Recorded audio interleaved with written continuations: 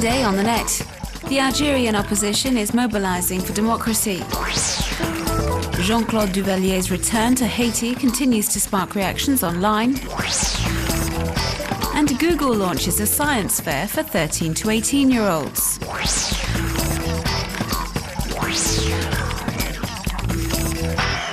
Thousands of police were deployed to Algiers on Saturday to suppress several hundred demonstrators. These images were filmed by Algerian journalist Elias Filali and show that despite the authorities banning a pro-democracy march, Algerian opposition is more mobilised than ever. Inspired by the Tunisian revolution, intellectuals have launched an online petition calling for change.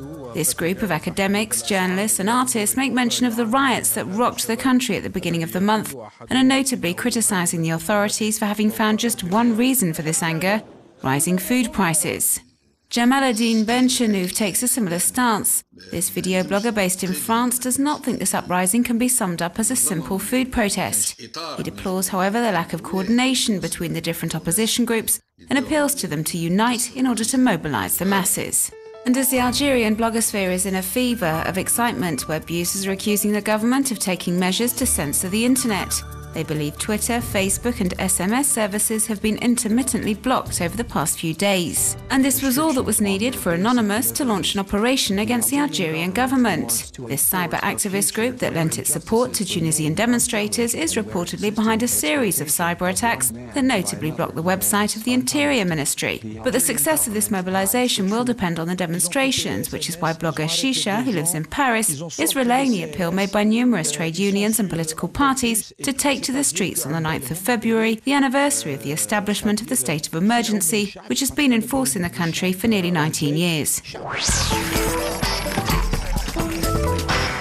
One word: shocked. This is how this anonymous Haitian feels about former dictator Jean-Claude Duvalier's surprise return to Haiti on the 16th of January after 25 years in exile. His arrival in the country continues to spark much reaction online.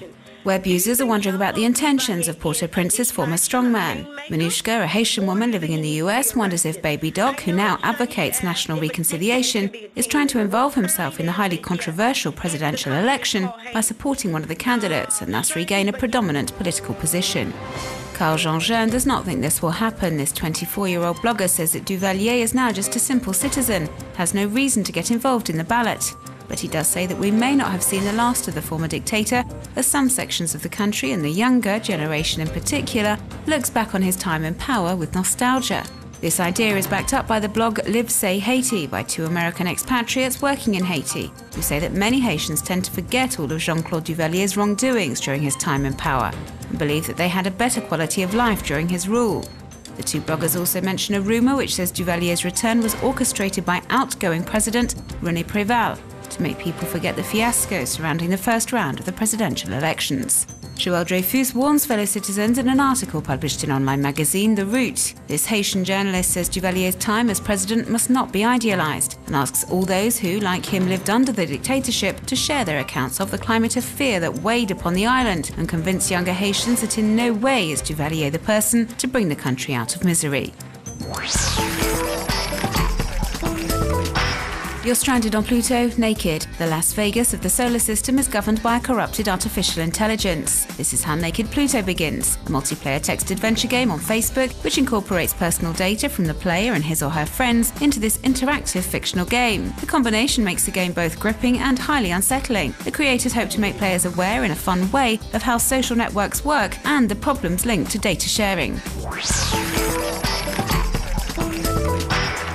Attention all budding scientists. Google is launching its own science fair. The competition is open to all projects and anyone between the ages of 13 and 18 from anywhere in the world can enter. The prize, a trip to the Galapagos Islands and a $50,000 grant. 60 entries will be shortlisted and then web users will vote to choose the 15 finalists whose projects will be judged by well-known scientists.